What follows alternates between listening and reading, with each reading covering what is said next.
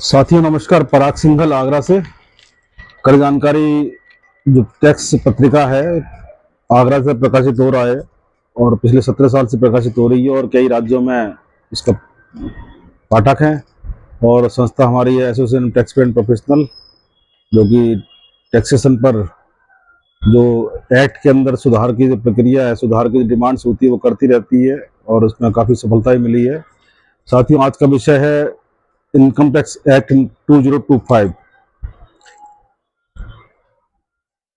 मैं बहुत ही महत्वपूर्ण बात बता रहा हूँ जिसमें काफ़ी लोगों को कन्फ्यूजन पैदा हो गया है, लेकिन मैं बात शुरू करूँ उससे पहले आपसे अनुरोध करूंगा कि कृपया पूरी वीडियो देखेंगे तो समझेंगे और देखने के बाद में लाइक करने के बाद साथ ही अपने साथियों को अपने ग्रुप में जो लोकल ग्रुप्स हैं उनमें शेयर कर दीजिएगा। और जिस साथी ने सब्सक्राइब नहीं किया है मेरी वीडियो को, उनको एक बार सब्सक्राइब का बटन दबाना है, दोबारा नहीं दबाना है, नहीं तो अनसब्सक्राइब हो जाएंगे।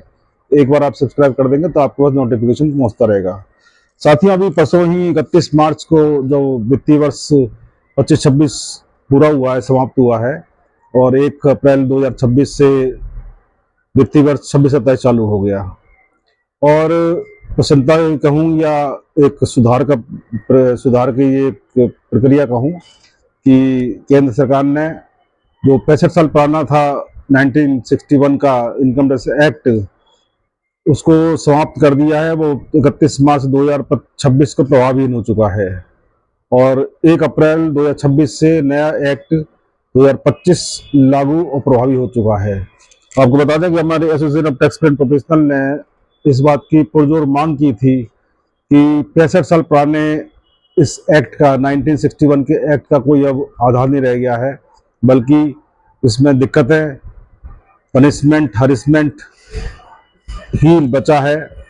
कहीं से भी टैक्स पेयर को मोटिवेशन नहीं मिल रहा है, प्रोटेक्शन नहीं मिल रहा है, ना ही प्रमोशन मिलता है। तो सरकार ने हमारी बात पे विचार करके हमारी बात को स्वीकार किया और इस प्रक्रिया बजट 24 में इसकी घोषणा कर दी थी। हम अभिनंदन करते हैं सरकार का, आभार व्यक्त करते हैं।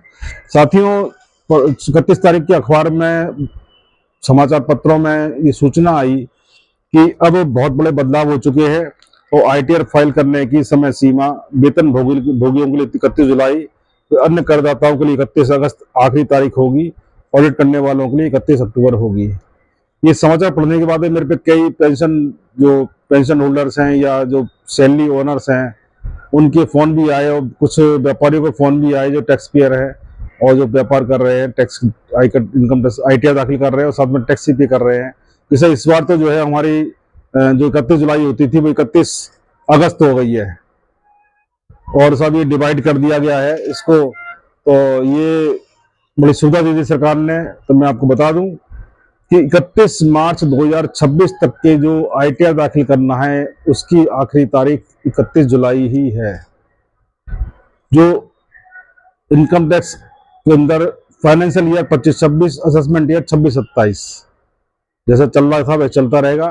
लेकिन जब 26-27 पूरा कर लेंगे, मतलब 31 मार्च 27 को पूरा हो जाएगा साल, तो उस समय असेसमेंट ईयर का जो प्रोविजन है वो खत्म हो जाएगा और फाइनेंशियल ईयर ही कहलाएगा और वो भी 26-27 कहलाएगा। ए वाई की जगह पे एफ वाई हो जाएगा। तो ये ध्यान रखें कि 31 मार्च 26 को समाप्त होने वाला फाइनेंशियल ईयर जो कि असेसमेंट ईयर 26-27 कहलाएगा, उसकी आखिरी तारीख 31 जुलाई ही है। और ऑडिट की जुलाई जैसा प्रक्रिया रहती है कि आप पहले ऑडिट रिपोर्ट दाखिल करते हैं फिर आईटीआर दाखिल करते हैं, वो वही रहेगी। इसके साथ ही जो नया एक्ट है उसमें सुविधा भी दी है कि लाभ न लेने वाले ट्रस्ट रद्द करा सकेंगे अपना पंजीकरण। ऐसे बहुत से एनजीओ हैं जो जो अपने ट्रांजैक्शन में, अपनी सेवा कार्यों में कोई प्रॉफिट गेन नहीं कर रहे हैं, तो वो जो 12A का रजिस्ट्रेशन हुआ करता था वो उसको अब रद्द करा सकते हैं, उसमें कोई सरकार को आपत्ति नहीं होगी। दूसरी बात, जो धार्मिक और सामाजिक ट्रस्ट हैं, स्पिरिचुअल और जो सोशल ट्रस्ट हैं, उनका पंजीकरण का व्यवस्था भी, जो प्रावधान है वो भी आसान कर दिए गए हैं।